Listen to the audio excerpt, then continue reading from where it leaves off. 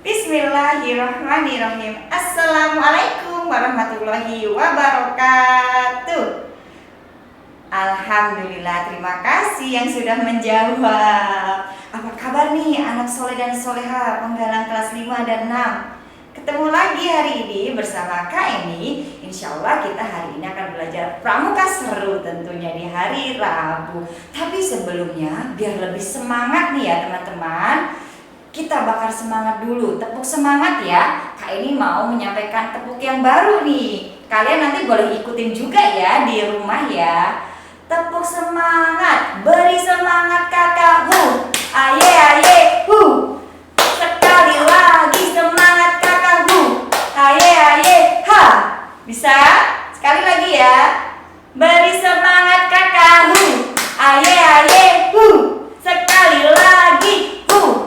Aye aye ha, sekali lagi hu. Aye aye aye jos. Allahu Akbar. Semoga semuanya anak-anakku sehat, selalu dalam lindungan Allah, ayah dan bundanya juga. Tetap tersenyum, tetap sabar dan ikhlas. Wah, sekarang musim hujan yang terus-menerus ya. Insya Allah kalian semua terhindar dari bahaya banjir. Dan bagi anak-anakku atau adik-adikku semua yang tertimpa musibah banjir, Miss Eni ikut prihatin dan semoga ujian ini akan cepat berlalu. Amin ya rabbal alamin. Jangan kemana-mana ya, bersiap, bersemangat. Setelah ini Miss Eni, Kak Eni akan kembali.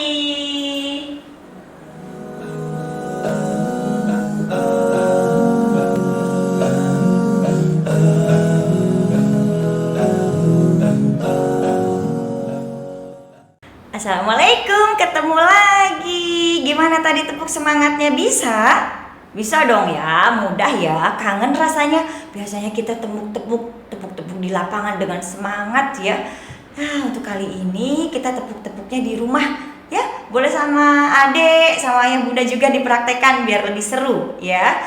Nah, teman-teman, untuk mengawali pembelajaran pramuka kali ini bersama Kak Eni, kita sama-sama yuk mengucapkan bismillah. Bismillahirrahmanirrahim. Kali ini Kak ini akan menyampaikan tentang akhlak atau adab dalam berpramuka. Seorang anak pramuka juga harus memiliki adab ataupun akhlak yang baik tentunya. Insya Allah bersama Kak Eni hari ini kita akan berpramukarya bersama. Nah, sebelum Kak Eni membahas lebih lanjut tentang materi hari ini, coba kalian bisa mengamati di situ ya. Ada sebuah patung di Jepang yang menggambarkan bahwasannya nilai dirimu diukur bukan dari berat timbangan ataupun ukuran bajumu, melainkan seberapa banyak ilmu atau buku yang sudah kamu pelajari. Patung ini ada ya di Jepang, tapi misalnya nggak tahu tepatnya ada di kota yang mana ya. Nanti coba kita cari tahu ya. Pertanyaannya dari patung atau gambar yang sudah kita perhatikan tadi ya, adik-adik, akhlak dulu atau miliki ilmu dulu? Ada yang bisa jawab? Ya, disimpan ya. Setelah ini Kak ini akan jelaskan sehingga kita lebih paham lagi. Latar belakang nih dari pembahasan materi kita hari ini, bahwasannya akhlak mulia itu merupakan tuh aspek yang penting ya adik-adikku semua dalam pendidikan anak. Bahkan suatu bangsa yang berkarakter itu ditentukan oleh akhlak atau adab dari anggota bangsanya, dari warga negaranya. Nah, makanya dalam pramuka pendidikan akhlak ataupun adab juga perlu ya adik-adik untuk kita bahas dan kita sampaikan.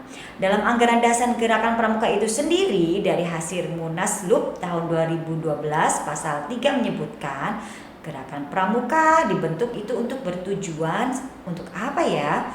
Tapi tahu nggak Munaslup itu apa teman-teman? Munaslup adalah singkatan dari Musyawarah Nasional Luar Biasa. Jadi hal ini dibahas karena penting ya. Tujuan dibentuknya pramuka antara lain yang pertama untuk memiliki kepribadian yang beriman, bertakwa, berakhlak mulia, berjiwa patriotik, taat hukum, disiplin, menjunjung tinggi nilai-nilai luhur bangsa, berkecakapan hidup, sehat jasmani dan rohani. Itu tujuan yang pertama. Dan tujuan yang kedua adalah menjadi warga negara yang berjiwa Pancasila, setia dan patuh kepada negara kesatuan Republik Indonesia, serta menjadi anggota masyarakat yang baik dan berguna, yang dapat membangun dirinya sendiri secara mandiri serta bersama-sama, bertanggung jawab juga atas pembangunan bangsa dan negara, memiliki kepedulian terhadap sesama hidup dan alam lingkungan. Wow, lengkap sekali. Insya Allah adik-adikku semua yang ada di Insan Taqwa sudah memiliki jiwa-jiwa yang diharapkan dari gerakan pramuka itu sendiri. Amin. Nah, apa itu akhlak ataupun adab? Pasti berhubungan dengan tingkah laku ya teman-teman ya. Akhlak adalah suatu keadaan atau tingkah laku yang melekat atau yang ada pada diri kita, diri manusia, yang melahirkan suatu perbuatan-perbuatan yang mudah dan gampang tanpa adanya pemikiran dan perenungan yang dilakukan secara spontanitas. Nah, jadi akhlak itu lebih tepatnya karakter perilaku kita yang biasanya keluar secara spontanitas teman-teman. Jadi ketika kita menghadapi suatu hal dalam suatu kondisi, tindakan apa yang keluar itulah yang mungkin bisa menjadi ciri atau cerminan dari akhlak. Dan sebaik-baiknya akhlak adalah ada pada diri Rasulullah ya teman-teman ya. Kita lanjutkan ya. Perlu tidak sih akhlak untuk dibentuk dari sekarang? Tentu saja perlu. Itulah mengapa Allah Subhanahu wa Ta'ala mengirimkan para nabi dan rasulnya untuk memperbaiki akhlak manusia atau memperbaiki akhlak umatnya dari tiap nabi dan rasul. Ya teman-teman ya, pentingnya nabi dan rasul untuk mendidik manusia kepada akhlak yang mulia. Disebabkan karena manusia itu sendiri tidak mengetahui secara keseluruhan mana yang baik dan mana yang buruk. Persoalan yang baik dan yang buruk ditentukan wahyu yang disampaikan oleh nabi dan rasul. Makanya perlu dibentuk adab ataupun akhlak yang baik yang pernah dicontohkan oleh para nabi dan rasul. Tentunya yang sesuai dengan wahyu ataupun sunnah-sunnahnya. Keep fokus.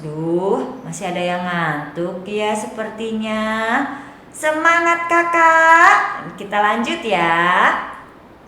Metode pembentukan akhlak yang pertama adalah dengan metode meniru. Ketika kalian kecil nih ya teman-teman, adik-adikku semuanya, perilaku atau kebiasaan meniru biasanya kita dapat dari fase kehidupan awal yang ada di rumah. Kita meniru dari orang tua, dari kakak-kakak atau saudara, ya. Biasanya anak kecil nih suka sekali meniru. Makanya kalian yang sudah punya adik, ya, harus memberikan contoh yang baik karena tanpa disadari biasanya adik itu meniru. Terbukti sih ketika Kak Eni misalkan mengucapkan sesuatu, mengekspresikan nada kecewa ataupun marah, ya. Kadang-kadang tanpa disadari anak Kak Eni sendiri meniru. Kok persis ya gaya bicaranya kayak Kak Eni. Ternyata mereka adalah peniru dan pemerhati yang ulung loh anak-anak itu. Ya Bunda, Ayah. Nah, karena salah satu pembentukan akhlak adalah dengan metode meniru. Makanya kita harus berperilaku yang baik ya, agar dicontoh juga yang baik. Yang kedua, dengan cara pemecahan masalah nih, adik-adikku. Seseorang yang sedang menghadapi masalah secara psikologis dia akan berpikir. Tentunya otaknya akan terlintas menemukan berbagai macam solusi ya dari berbagai masalah yang dihadapi. Nah, ketika kita akan mengambil solusi, kalau kita mengambil solusi yang salah, pasti otak kita akan bekerja maksimal dan optimal untuk menemukan solusi yang benar. Itu sudah manusiawi ya. Kita selalu berusaha untuk menemukan solusi yang terbaik ketika menghadapi sesuatu hal. Itu juga bagian dari cara pembentukan akhlak. Makanya kalau menghadapi masalah, kita harus selalu ingat Allah untuk mendapatkan solusi yang tepat dan benar. Lanjut ya. Metode yang ketiga sekarang. metode pembiasaan. Nah, biasa karena terbiasa gitu ya. Terbiasa karena biasa. Sesuatu yang dilakukan secara terus-menerus akan menjadi pembiasaan dan biasanya akan melekat jadi karakter. Karakter akan menjadi akhlak atau adab kita. Makanya dalam sekecil apapun kita harus mengembangkan pembiasaan yang baik. Contohnya nih ya, kalau dari Miss Eni sendiri, ketika Miss Eni selalu menasihati anak-anak Miss Eni di rumah, hal yang sepele, meletakkan handuk setelah mandi di tempatnya semula. Wow, ternyata itu kalau tidak dibiasakan bakal terus menerus seperti itu. Alhamdulillah sekarang karena terus dibiasakan, ditegur, diberi contoh dan sebagainya.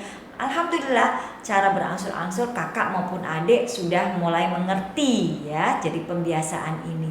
Ayo teman-teman, ada nggak nih yang masih seperti itu? Menaruh handuk yang basah setelah mandi masih ada di atas kasur?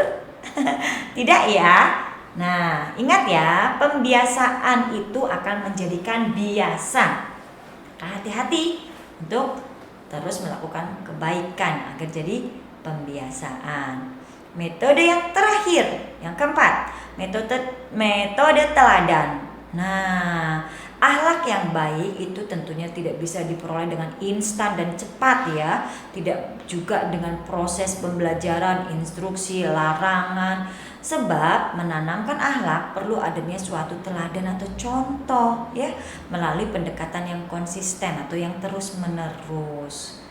Seperti halnya yang Allah firmankan dalam Al-Quran, sungguh telah ada pada diri Rasulullah itu suri teladan yang baik bagimu, yaitu bagi orang yang mengharap rahmat Allah dan kedatangan hari kiamat dan yang banyak mengingat Allah. Jadi ketika Bu Guru nih di kelas memberikan atau menjelaskan suatu materi, khususnya pembelajaran matematika nih teman-teman, tidak bisa kita langsung memahami dengan mendengarkan instruksi ya. Biasanya kita akan lebih memahami dan mengerti kalau diberikan contoh, kalau kita mengerjakan soal atau mengikuti contoh. Dan sebaik-baiknya contoh ataupun teladan ada pada diri Rasulullah. Rasulullah sudah memberikan contoh atau teladan dari mulai bangun tidur sampai bangun tidur sampai tidur lagi. Ya kan teman-teman? Itu tadi beberapa metode pembentukan akhlak di diri kita. Nah, sekarang nih Detektif Conan muncul. Ada apa ya? Wah, nilai-nilai akhlak dalam kegiatan pramuka itu seperti apa sih ya? Ada yang tahu? The correct answer is, jawaban yang benar, nilai akhlak dalam kegiatan pramuka sebenarnya secara tidak sadar ataupun kalian sudah memahami sebenarnya ya, sudah kita lakukan insya Allah, yaitu ada tercermin dalam dasar Dharma Pramuka. Yang jumlahnya ada berapa teman-teman? Ada 10. Nah, inilah nilai-nilai akhlak dalam diri pramuka. 1. Takwa kepada Tuhan Yang Maha Esa, cinta alam dan kasih sayang, patriot yang sopan dan kesatria, dan seterusnya sampai ke 10 yang sudah kalian hafalkan. Kak ini harap tidak hanya untuk dihafalkan, tapi kita juga harus membuktikan dan mempraktekannya dalam kegiatan kehidupan sehari-hari ya adik-adikku semua. Jadi akhlak pramuka tercermin dalam dasar Dharma yang ada 10 tadi ya. Kembali ke pertanyaan awal tadi, setelah mendengarkan penjelasan Kak ini yang sedikit tadi, banyak ya, adab dulu atau akhlak dulu atau ilmu dulu ya? Coba kita lihat. Innal jamala jamalul ilmi wal adab. Keindahan yang sesungguhnya adalah keindahan ilmu dan adab. Jadi ilmu dan adab muncul bersamaan. Tetapi manakah yang harus didahulukan ya anak-anakku? Adab dulukah atau berilmu dulukah? Orang beradab pasti berilmu. Orang yang berilmu belum tentu beradab. Masa sih? Iya, betul sekali. Orang yang beradab, dia sopan, dia santun dalam tutur kata maupun dalam tindakannya. Pastilah dia karena memiliki ilmu. Ilmu yang mana dia peroleh sehingga tercermin dalam perilakunya. Tetapi orang yang ilmunya banyak, jenius, belum tentu memakai adab. Ada orang yang sudah gelarnya profesor, doktor, ya tapi ketika membuang sampah, aduh di jalan buka kaca mobil langsung dilempar keluar. Itu berarti kan tidak punya adab. Tapi dia mobilnya bagus loh, terus dia berilmu loh. Nah, karena tidak jaminan ya anak-anakku, adik-adikku. Tetapi insya Allah orang yang beradab pasti dia punya ilmu. Dan dengan mempelajari adab, maka engkau jadi mudah memahami ilmu. Nah, kalau kita memiliki tingkah laku, karakter akhlak yang mulia, yang sudah beradab baik, insya Allah kita pun akan diberi kepemahaman dan kemudahan dalam menyerap ilmu. Kaum mukmin yang paling sempurna imannya adalah yang paling baik akhlaknya. Hadis riwayat Tirmizi. Dari sini, apa sudah bisa menentukan jawaban? Adab dulu atau ilmu dulu? Iya, ternyata kita harus mendahulukan adab sebelum kita menuntut ilmu.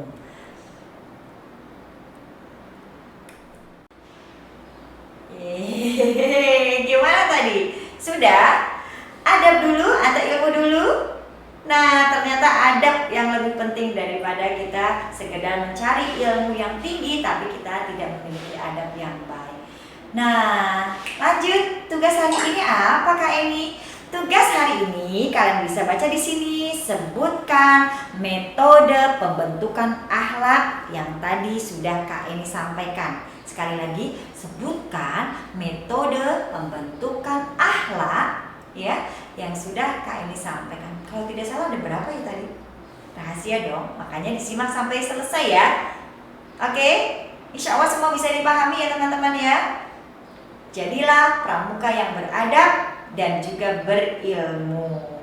Mungkin itu saja materi dari Kak Eni hari ini ya. Kita tutup pertemuan hari ini dengan sama-sama mengucapkan Alhamdulillahirabbil alamin.